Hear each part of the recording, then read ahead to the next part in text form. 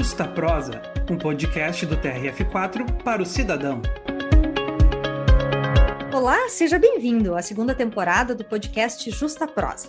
Este episódio da série No Interesse da População vai explicar como têm sido resolvidos os processos relacionados a falhas em construções de moradias populares, principalmente nos condomínios financiados pelo programa Minha Casa Minha Vida.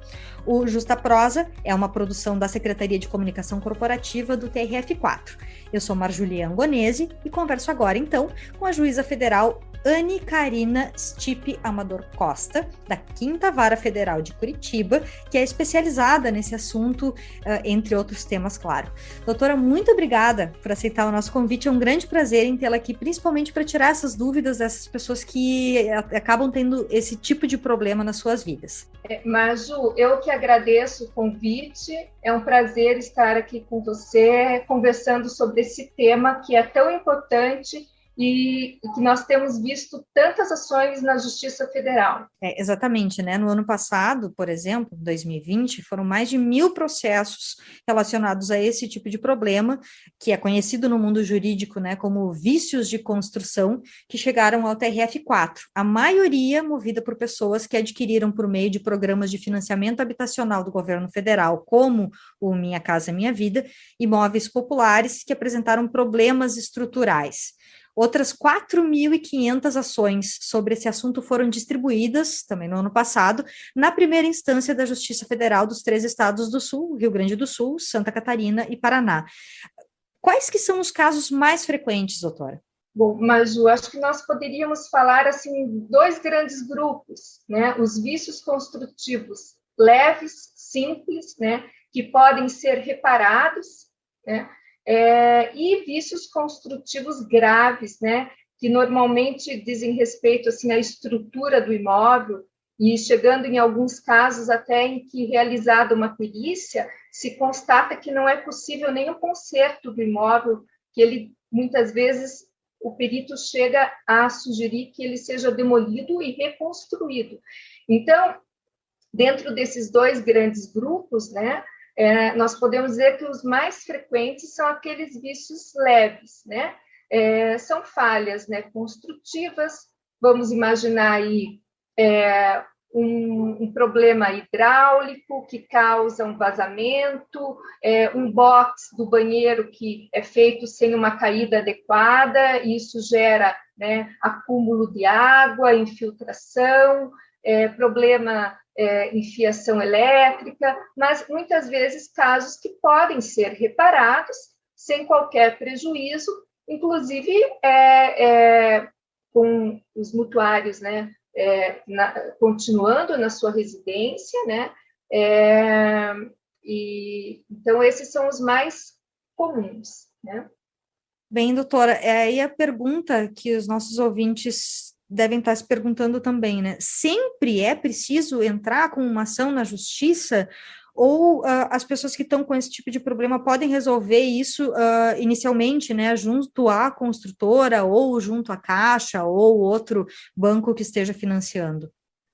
Não é. Nós, inclusive, essa é uma tendência da jurisprudência, né? Tanto do Tribunal Regional Federal da 4ª Região, os juízes federais vêm assim decidindo, né, que primeiro o mutuário ele tente o reparo do imóvel junto à construtora ou junto à Caixa, em se tratando de imóveis daquele denominado faixa 1, que são os financiamentos do Minha Casa Minha Vida para pessoas com renda familiar até R$ 1.800, né? Então, nesses casos dos financiamentos do faixa 1, a Caixa ela também se responsabiliza pelos vícios construtivos e ela dispõe, inclusive, de um canal que é chamado de olho na qualidade, em que o mutuário ele deve acionar esse canal, né, junto à Caixa, um 0800, né? E a Caixa ela vai acionar a construtora vai verificar esses vícios, ela tem um prazo para resposta, né? Se há vício construtivo ou não, né? No caso de entender que há vício construtivo, ela pode reparar o imóvel, ou no caso em que ela diz que não há vício construtivo, a própria Caixa encaminha engenheiros do seu corpo técnico para fazer uma vistoria no imóvel e para verificar. E se essa construtora ela se nega a consertar um vício construtivo, a própria Caixa ela providencia a inclusão da construtora num cadastro restritivo, e isso impede a construtora de financiar novas obras, né? Então, é lógico que as construtoras elas têm interesse em ter o seu cadastro, digamos assim, limpo perante a Caixa, né? E então, por isso, e porque a solução na via administrativa, ela sai muito mais barata do que a solução na via judicial, que não envolve custos com advogados, com custas do processo, com perícia. Nós sabemos que as perícias, muitas vezes também, elas, em alguns casos complexos, elas são caras, né? Então, se conseguimos resolver isso na via administrativa, isso, obviamente, traz uma celeridade para o mutuário e traz uma economia de recursos, né? Tanto para a construtora como para a Caixa, né? E realmente isso tem sido uma exigência dos juízes, né? De que se comprove ao ajuizar a ação que houve essa tentativa de reparo na via administrativa, né? Porque nós temos que pensar que nós temos que dar à construtora a oportunidade de reparar esses vícios, porque isso não significa, muitas vezes, que a construtora esteja de má fé, né? A gente sabe, quem já construiu, sabe que pequenos defeitos podem ocorrer, por mais que você tenha o cuidado na construção da sua obra, né?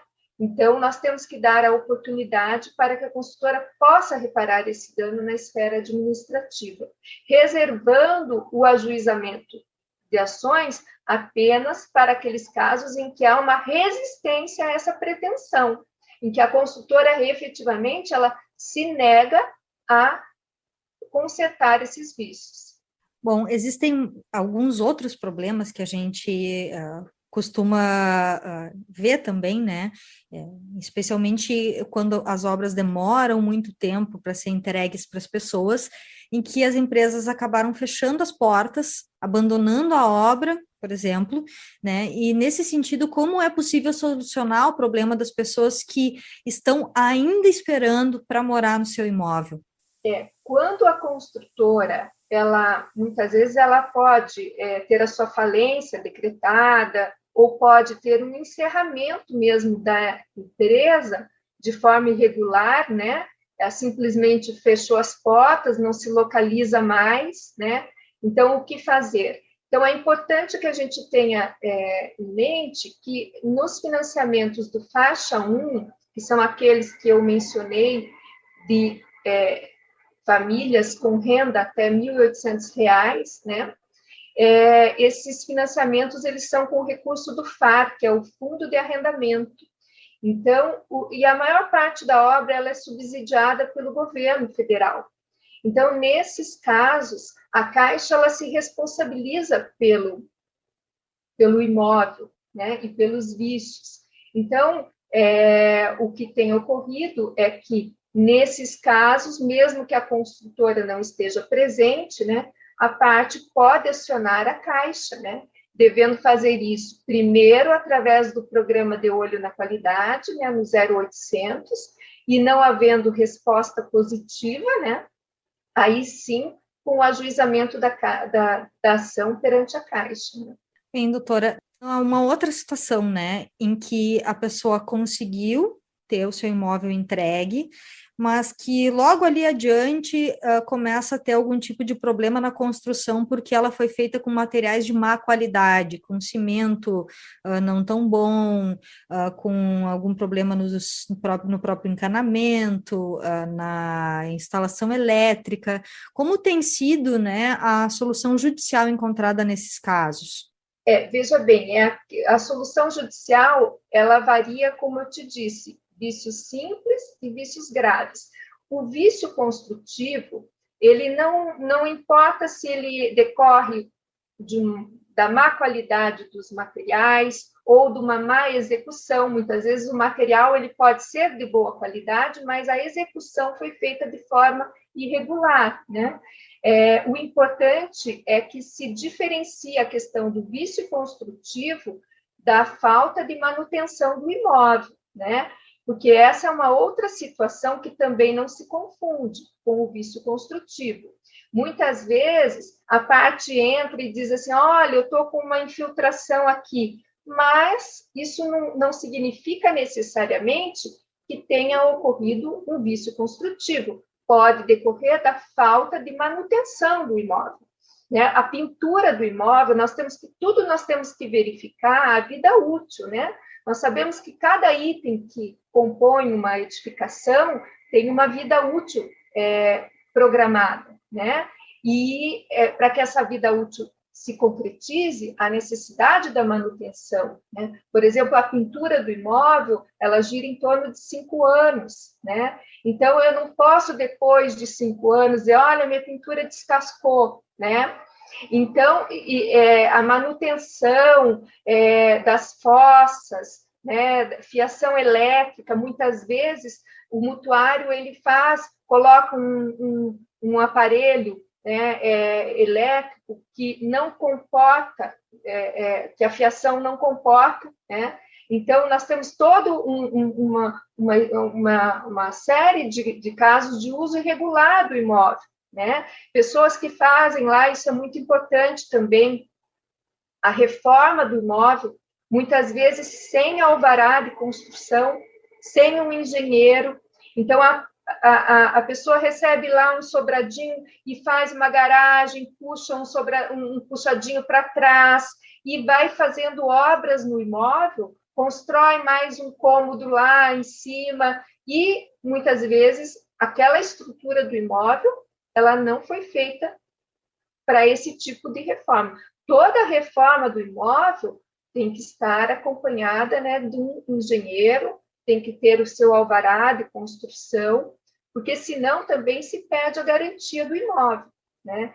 Então, veja bem, então nós temos que diferenciar, isso eu acho muito importante, a questão do vício construtivo com o uso inadequado e a falta de manutenção do imóvel, né? E são duas situações distintas, né?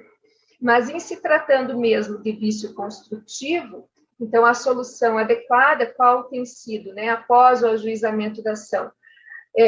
Hoje, nós sabemos que existe uma cultura da conciliação muito grande, então, esses processos, eles normalmente são encaminhados para conciliação, né? Se procura uma solução amigável, né, no qual a construtora vai corrigir esse vício, né? Isso é muito mais célere do que uma decisão judicial, que pode vir a ser objeto de recurso e durar aí alguns anos, né? Então, nós sempre tentamos, inicialmente, essa via conciliatória, né?